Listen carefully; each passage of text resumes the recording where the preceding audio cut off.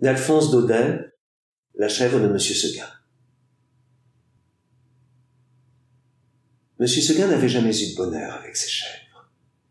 Il les perdait toutes de la même façon. Un beau matin, elles cassaient leurs cordes, s'en allaient dans la montagne et là-haut, le loup les mangeait.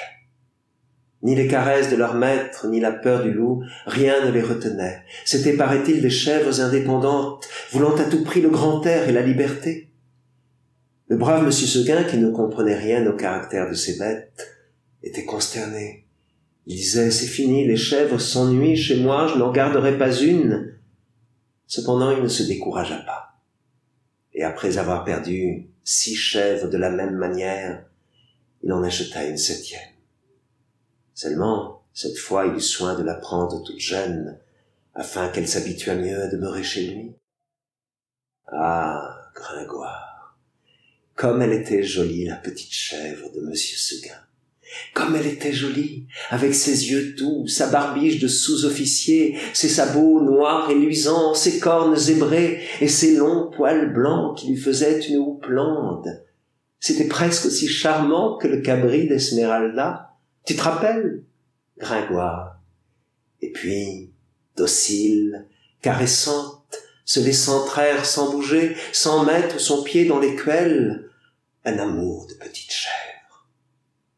Monsieur Seguin avait derrière sa maison un clos entouré d'aubépines.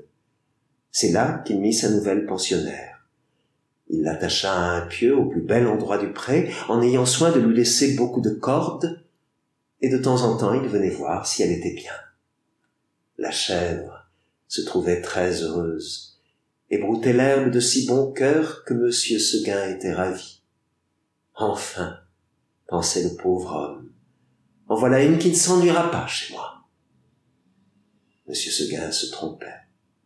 Sa chèvre s'ennuya. Un jour, elle se dit en regardant la montagne, « Comme on doit être bien là-haut! Quel plaisir de gambader dans la bruyère sans cette maudite longe qui vous écorche le cou! C'est bon pour l'âne ou pour le bœuf de brouter dans un clos. Les chèvres, il leur faut du large. » À partir de ce moment, l'herbe du clos lui parut fade. L'ennui lui vint, elle maigrit, son lait se fit rare. C'était pitié de la voir tirer tout le jour sur sa longe, la tête tournée du côté de la montagne, la narine ouverte, en faisant « mais » tristement. Monsieur Seguin s'apercevait bien que sa chèvre avait quelque chose, mais il ne savait pas ce que c'était. Un matin, comme il achevait de la traire, la chèvre se retourna et lui dit dans son patois « Écoutez, Monsieur Seguin, je me languis chez vous. Laissez-moi aller dans la montagne. » Ah, mon Dieu, elle aussi cria Monsieur Seguin stupéfait, et du coup il laissa tomber son écuelle. Puis s'asseyant dans l'herbe à côté de sa chèvre, « Comment, Blanquette, tu veux me quitter ?» Et Blanquette répondit, « Oui, Monsieur Seguin. Est-ce que l'herbe te manque ici? »« Oh non, Monsieur Seguin. Tu es peut-être attaché de trop court, veux-tu que j'allonge la corde? » »« Ce n'est pas la peine, Monsieur Seguin. »« Alors qu'est-ce qu'il te faut? Qu'est-ce que tu veux? »« Je veux aller dans la montagne, Monsieur Seguin. »« Mais malheureuse, tu ne sais pas qu'il y a le loup dans la montagne. Que feras-tu quand il viendra? »« Je lui donnerai des coups de corne, Monsieur Seguin. »« Le loup se moque bien de tes cornes. Il m'a mangé des biques autrement encornées que toi. Tu te rappelles, la pauvre vieille Renaude qui était ici l'an dernier, une maîtresse chèvre, forte et méchante comme un bouc. Elle s'est battue avec le loup toute la nuit. Et puis le matin, le loup l'a mangée. Mais Claire, pauvre Renaude, ça ne fait rien, Monsieur Seguin. Laissez-moi aller dans la montagne. » « Bonté divine, mais qu'est-ce qu'on leur fait donc à mes chèvres? Encore une que le loup va me manger? Eh bien non, je te sauverai malgré toi, coquine, et de peur que tu ne rompes la corde, je vais t'enfermer dans l'étable et tu y resteras toujours. » Là-dessus, Monsieur Seguin emporta sa chèvre dans une étable toute noire, dont il ferma la porte à double tour. Malheureusement, il avait oublié la fenêtre, et à peine eut-il le dos tourné, que la petite s'en alla. Tu ris, Gringoire. Parbleu, je crois bien. Tu es du parti des chèvres, toi, contre ce bon monsieur Seguin. Nous allons voir si tu riras tout à l'heure. Quand la chèvre blanche arriva dans la montagne, ce fut un ravissement général. Jamais les vieux sapins n'avaient rien vu d'aussi joli. On la reçut comme une petite reine. Les châtaigniers se baissaient jusqu'à terre pour la caresser du bout de leurs branches. Les genêts d'or s'ouvraient sur son passage et sentaient bon tant qu'ils pouvaient. Toute la montagne lui fut faite. Tu penses, Gringoire, si notre chèvre était heureuse, plus de cordes, plus de pieux, rien qui l'empêchât de gambader, de brouter à sa guise. C'est là qu'il y en avait de l'herbe, jusque par-dessus les cornes, mon cher. Et quelle herbe, savoureuse, fine, dentelée, faite de 1000 plantes, c'était bien autre chose que le gazon du clos. Et les fleurs, donc, de grandes campanules bleues, des digitales de pourpre à longs calices, toute une forêt de fleurs sauvages débordant de sucs capiteux. La petite chèvre, à moitié saoule, se vautrait là-dedans pêle-mêle avec les feuilles tombées et les châtaignes, puis tout à coup, elle se redressait d'un bond sur ses pattes, hop, la voilà partie, la tête en avant, à travers les maquis et les buissières, tantôt sur un pic, tantôt au fond d'un ravin, là-haut, en bas, partout. On aurait dit qu'il y avait 10 chèvres de monsieur Seguin dans la montagne. C'est qu'elle n'avait peur de rien, la Blanquette. Elle franchissait d'un saut de grands torrents qui l'éclaboussaient au passage de poussière humide et d'écume. Alors, toute ruisselante, elle allait s'étendre sur quelques roches plates et se faisait sécher par le soleil.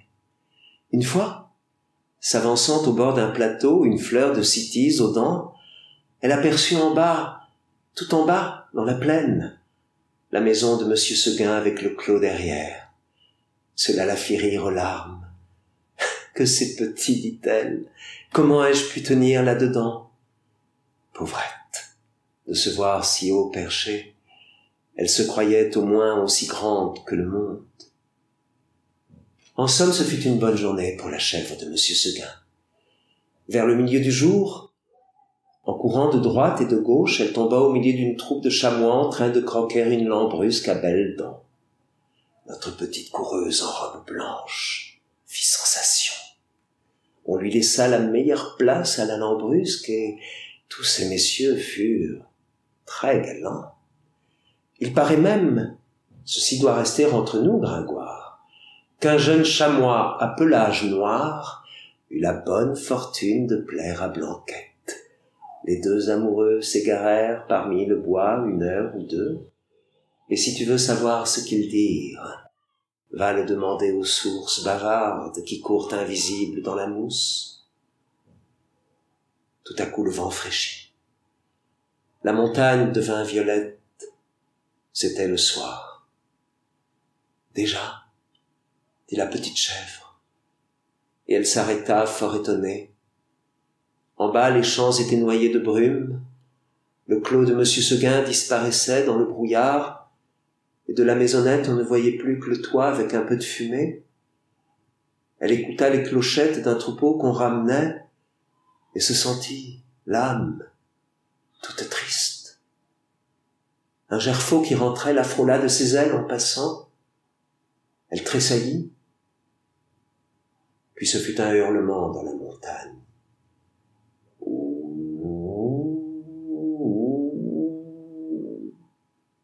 Elle pensa au loup. De tout le jour, la folle n'y avait pas pensé. Au même moment, une trompe sonna bien loin dans la vallée.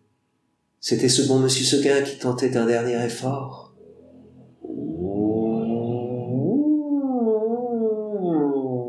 Faisait le loup. Reviens, reviens, criait la trompe. Blanquette eut envie de revenir. Seulement, en se rappelant le pieu, la corde, la haie du clos, elle pensa qu'elle ne pouvait plus se faire à cette vie, qu'il valait mieux rester. La trompe ne sonnait plus. La petite chèvre entendit derrière elle un bruit de feuilles. Elle se retourna et vit dans l'ombre 2 oreilles, courtes, toutes droites, avec 2 yeux qui reluisaient. C'était le loup. Énorme, immobile. Assis sur son train de derrière, il était là, regardant la petite chèvre et la dégustant par avance. Comme il savait bien qu'il la mangerait. Le loup ne se pressait pas. Seulement quand elle se retourna, il se mit à rire, méchamment.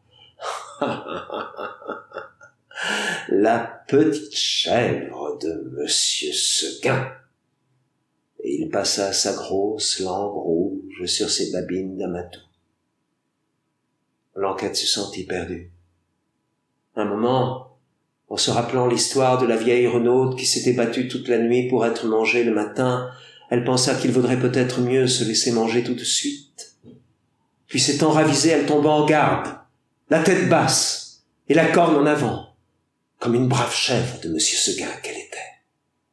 Non pas qu'elle eût l'espoir de tuer le loup. Les chèvres ne tuent pas le loup, mais seulement pour voir si elle pourrait tenir aussi longtemps que la renaude. Alors, le monstre s'avança, et les petites cornes entrèrent en danse. Ah, la brave chevrette, comme elle y allait de bon cœur, plus de 10 fois, je ne mens pas, Gringoire, elle força le loup à reculer pour reprendre haleine.